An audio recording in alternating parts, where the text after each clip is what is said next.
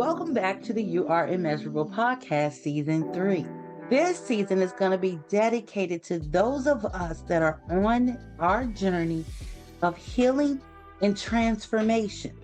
The focus of this season is going to be to identify and recognize healthy and unhealthy relationship dynamics. We're going to talk a lot about the spiritual tools that we'll need to become acquainted with to help us to stand, to operate in, and to flourish as our authentic self. Things like shadow work, energy healing, which will help us to shred or shed the guilt, the shame that we've been carrying, and also to do some much needed subconscious reprogramming. Now, as always, the episodes are going to air weekly, and the purpose of them is to support you as you embrace and become acquainted with your enlightened and untethered higher self. So I want you to grab your water, your juice, your wine, or your tea or your coffee, and let's toast to each other and our growth, our elevation, and abundance.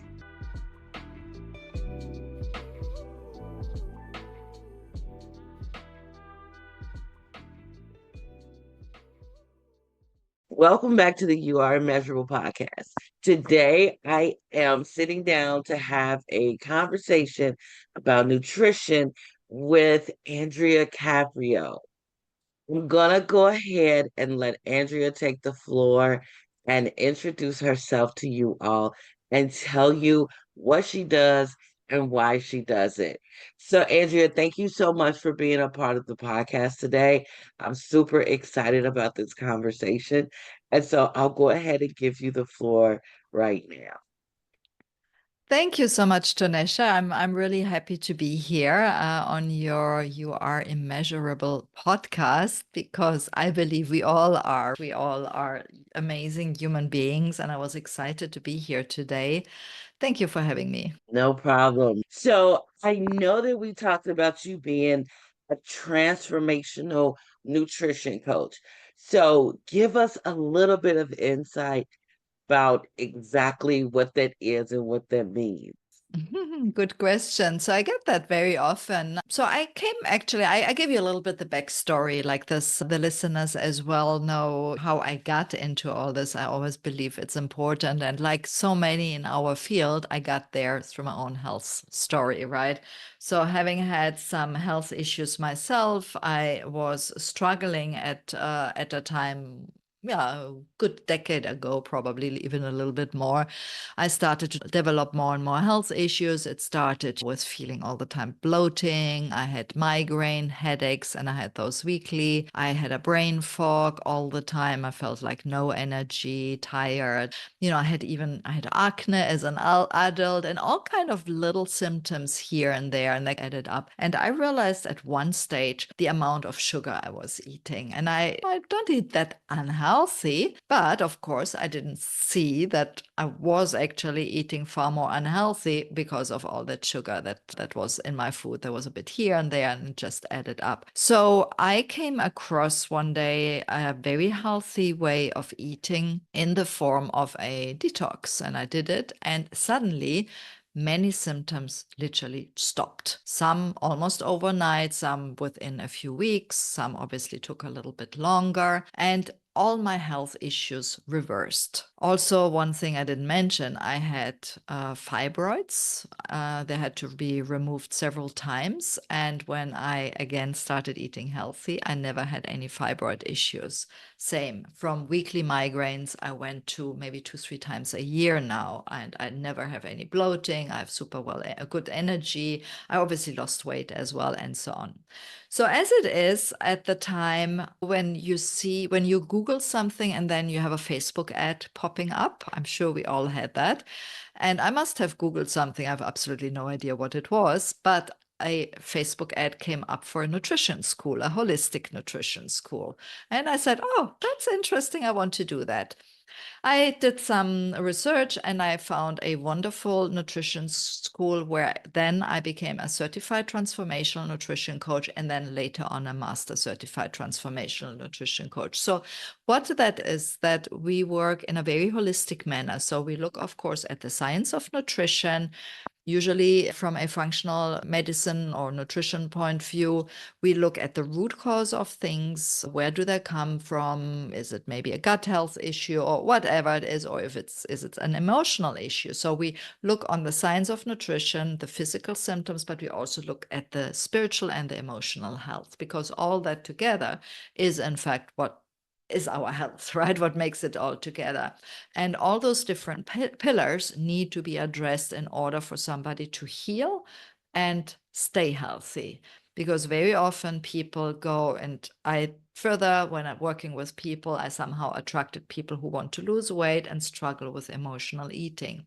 So I specialized in that because very often it is that those people who come and see me, they have done diet after diet after diet, and they lose weight and then put it back on. And I'm sure some listeners here have done that, right? And then they're back to square one. And in the end, we need to address really from a holistic point of view, which is important for us to achieve the balance, right? To achieve really health and stay there. That's very important. And then in my master certification, I then specialized in various areas like gut health, hormone health, autoimmune diseases, diabetes, obviously weight loss, emotional health, and a couple of other things. So that's what brought me here. And I do that now over 9 years. I've helped hundreds and hundreds of people overcome their health issues, their weight issues, emotional eating, as I mentioned. I'm very much so. That's what I'm doing. Yeah, that makes a lot of sense. And everything that you said, I know that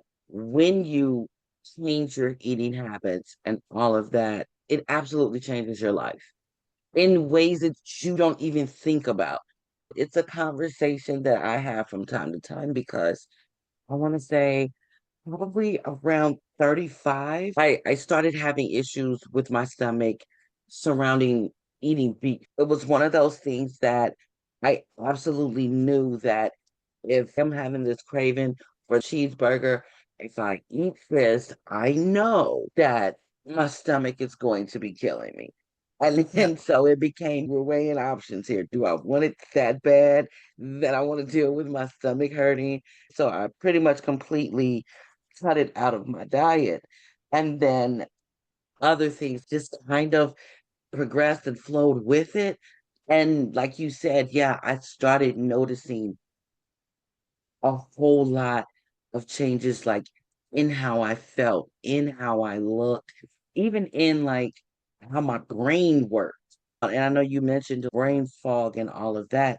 Of course, I didn't have the training that you had as far as I didn't look at like the sugars, but I'm thinking that probably had a bit to do with it. And I did great on that. It was a lifestyle change. I will say it added to me enjoying my life. Now, the crazy thing about that is when the pandemic hit and now everybody's stuck in the house, I'm eating anything that doesn't run from me because apparently I'm bored out my mind. And I guess now that you say it, I'm emotional eating because I'm bored and I ain't got shit better to do. There Uh, you are. So that is exactly why I do what I do, is what you're describing is so many people are struggling with this because in the end there is several root causes that contribute to the emotional eating, because after all, and just to break it down maybe for our listeners here, is that when you crave certain type of foods, first of all, very often, by the way, interestingly, you are actually intolerant to those foods. That is one thing that many people don't know. It's not always like this, but I have found it that very often that happens.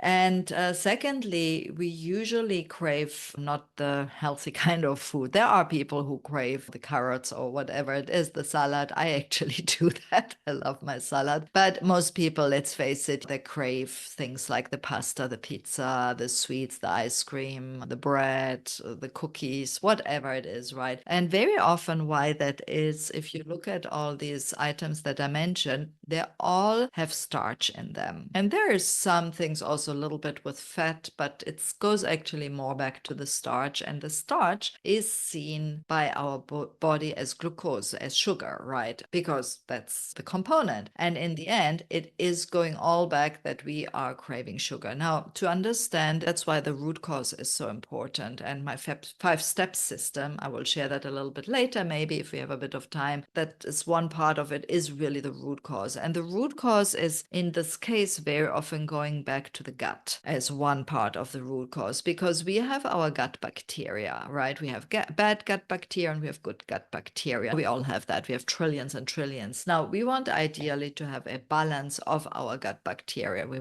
want to have some good and some bad. Now, if you feed the bad too much with the sugar, right? All this what we just mentioned, they grow and grow and grow, and eventually they take over basically your gut, right?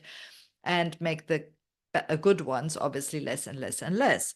Now, those bad guys, they want their food. And so they will send the signals to your brain and say, hey, feed me more of the sugary stuff, right? The bread, the pasta, and so on.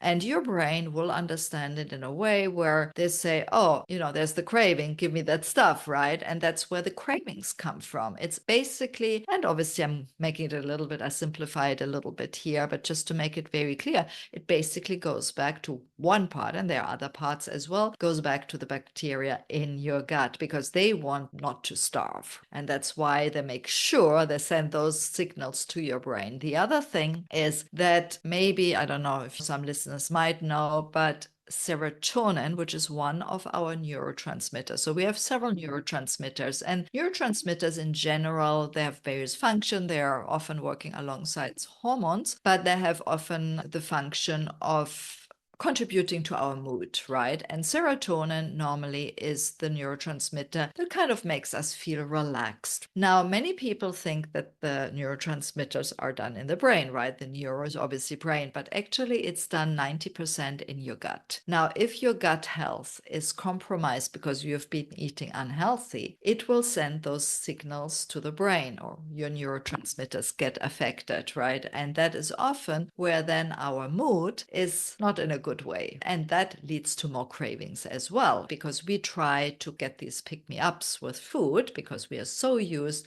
to get this pick-me-up, and then we go into often things like binge eating or eating unhealthy, even so we know we shouldn't. So that is all things that are very important to understand, and that when I work with my clients is really what is at the base of it. Nancy, you said a lot right there. I need to go back because I want to make sure that I got it. So you said that usually we crave things that we're intolerant to. Very true. Wow. It makes sense when you said the serotonin is created in the gut. That makes sense because we kind of joke about it, but it's like when you just said that, it connect the dots. Like when we joke about somebody being hangry or different things like that, that makes sense. This chemical that our body creates to keep us calm, to keep us happy, that lets us know that we're satisfied, is created in our stomachs or the Definitely. gut and not in our brain. So that makes sense that if you're not giving your body what it's craving, it's going to piss it off a little bit. Mm. I guess until you show it who's boss and get things in order. Wow. Wow. You said a lot right there with that. So you said that you have a 5-step method, or is it your program? I'd love to hear about that. So it is part of my program, because basically during those 9 years, working with so many people, I came across similar issues or similar problems people have, and obviously similar goals as well. And now I want just to rephrase that it's not that I believe people are the same and I do the one size fits all. I'm exactly not doing this. I work in a very, very personalized manner because I believe we all are different. What fits you will not work for me, and vice versa, and so on. I developed my 5-step system, where the first step of it is the foundation to really look at the root cause. I have an assessment and I look at the different systems. So I will look at the gut health, at the hormonal health, and I find out with a very precise questioning technique, where are the issues coming from? For example, if you have bloating, or if you are constipated, or whatever, right? The things might be that's going on, right? Combined with other things might show that you have certain type of issues. For example, you struggle with cravings, the root cause might lie in your gut. So we want to address that. Start balancing your gut bacteria, your microbiome. We want to add some foods that support, like more fiber, add more protein, because that actually allows you to keep your energy up and helps you with cortisol. So your hormones are less affected. You have the hunger and satiety hormone. So we look at these kind of things. How do they work? For example, if somebody is not sleeping enough, that affects your melatonin, which is your sleep hormone. Now, if one hormone is out of sync, it might affect the other hormones. So just to show a little bit, there are plenty of processes that might be the reason, and we want to look at all these, because if something is out of whack, it can affect all the rest. Where even though you might be doing the right things, and I see that so often, I have people who come who say, I'm exercising, I'm actually eating salad, and I'm eating this and this, I'm eating super healthy, and and all this. But then I look, something is completely out of balance. And they're trying to do all this, but because they haven't addressed their root cause, they can do anything they want. They won't get there. They will not get there, or they might get there, but then the weight comes back, or they might improve their health, it comes back, or whatever. So that's the first thing. That's super important. The next step is to reset your body's healing ability. Very often, again, what I see is people do the right thing, but still nothing happens, because your liver or maybe other organs have been taken a beating for all those years you've been unhealthy, because you've been eating unhealthy food, the sugar, the additives, the pesticides, you've breathed the air that's around there, whatever it is. And your liver is the main organ that takes it all in. And eventually your liver says, hey, stop here. I can't take it anymore. And you can imagine it like a pipe. The pipes in your house, basically, right? When something is stuck there, it can be very unpleasant. When it's stuck, nothing happens. Nothing goes back and forth. It's stuck. And that's exactly what happens with your liver. When you have overloaded the liver, it's just not coping anymore. And that's also what we want to address. And remember, I said earlier, when I did the detox, and suddenly everything in my own body started improving. And obviously there was more work to be done, but that was the start. Suddenly my weight dropped, suddenly my skin cleared up, and I got more energy. And that's exactly what happens when you reset your body's healing ability. And often that's a detox, can be other things. Once that's done, then we can actually repair the root cause, repair our gut. We can balance our hormones and do all this work. And often they go hand in hand. And it's very often we repair something, we go back to square one, repair another thing, go back. So it's kind of, we add on and add on. And that's usually the first success they see when they reset. So when they do a detox, but then when we start repairing, we see obviously everything falls into place and people really improve. That's when they really make big steps with losing weight or improving their health issues, or if they have been intolerant to food and maybe had some issues or so around that, when they have had fatigue or so, that all improves there. And then the fourth step is to relearn healthy habits. Very often I see people know what they should be doing, right? They know they should sleep 8 hours. They know they should regularly exercise. They know they should add a vegetable to their meals. They know they should drink enough water. And that is one thing I'm very passionate about. Very often our body mistakes thirst with hunger and thinks, oh, I'm hungry. But in fact, the only thing is we need some water because we're dehydrated. So when we learn implementing healthy habits like drinking a water, we start with very simple habits. I have a really great workshop, my Food Freedom Foundation workshop. In there, I teach how to learn to implement super small habits that you can easily follow and then build upon. Because very often people struggle to keep with a habit. So they say, oh, I do a diet, and they go all in, super restricted. They do that for a week, they're fed up and they fall off the wagon and they don't do it. Or they go gymming for 1 hour and then they forget about it. When we learn how to build a habit from the ground up and step by step with the tiny habit system, that's how we can really stay with it. And that's super important because then we can just keep those habits no matter if there's stress, if there's some things happening, we are in a bad mood, we had a fight with our partner, or whatever is happening, we still do that. Because let me ask you and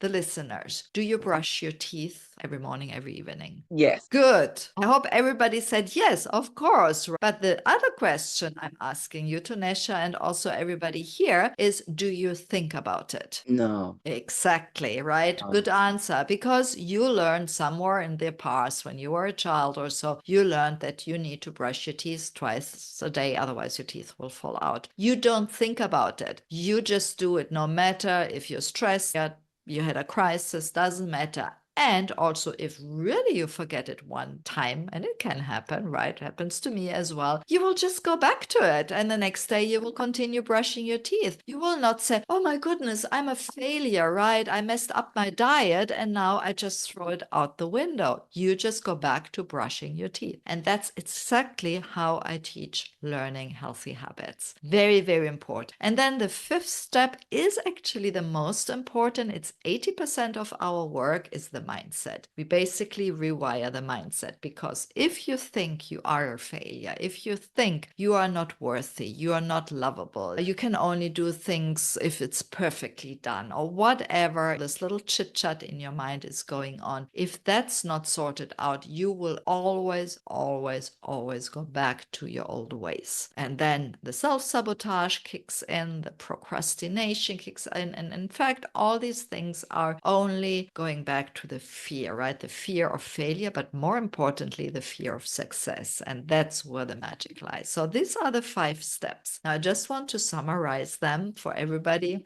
The first step is to really to find out what is the root cause. So you want to get really clear on what is the root cause of your problems. The second step is to reset your body's healing abilities. And the third step is to repair your root causes. The fourth step is to relearn healthy habits. And the fourth step is to rewire your mindset. And those 5 steps together is actually what brings all that success. That does sound awesome. I like that the way that you help implement it is the tiny steps, because I know that in my experience, it plays a part with a lot of people that when you have these big chunks of time that you have to now add into your schedule to do these different things, it does make it more difficult, because we know that something's always coming up. Those big chunks of time are a little bit more difficult than just the tiny things. So I can definitely see how that would make your success rate higher, or make it easier for you to be able to hit your goals without actually having to think about it. I love that. You've dropped a lot on us. It is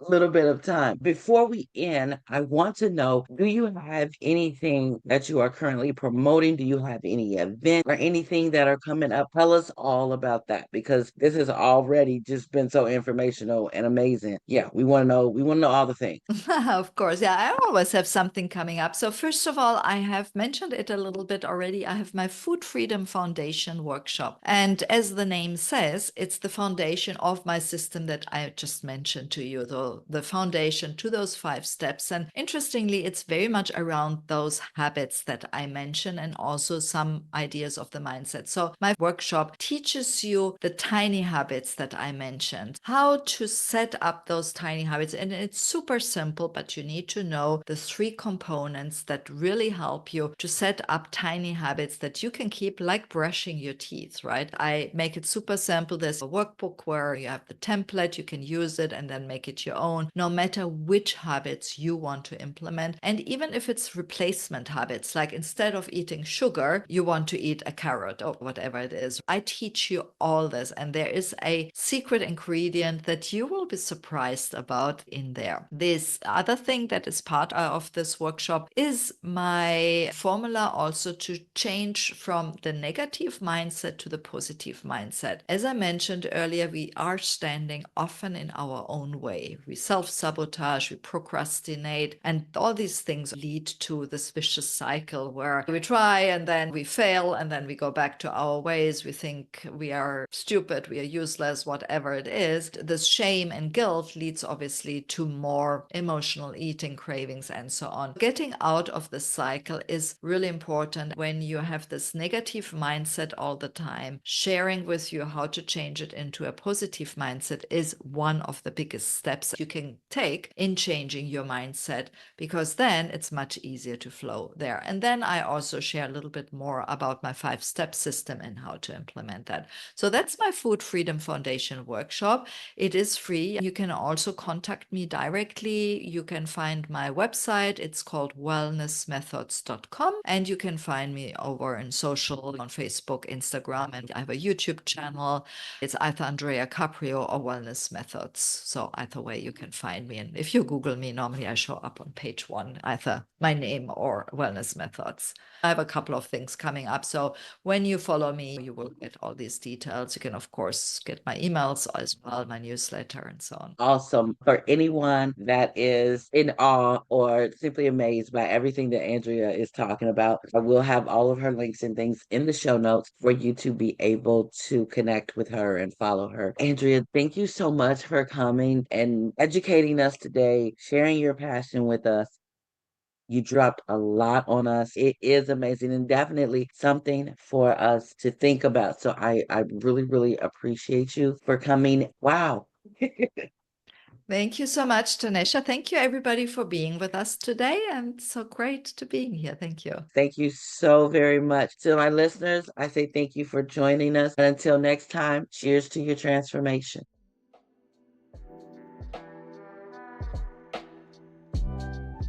Thank you for joining me for this episode of the UR Immeasurable podcast. Please remember to subscribe so that you can be notified whenever new episodes are dropped.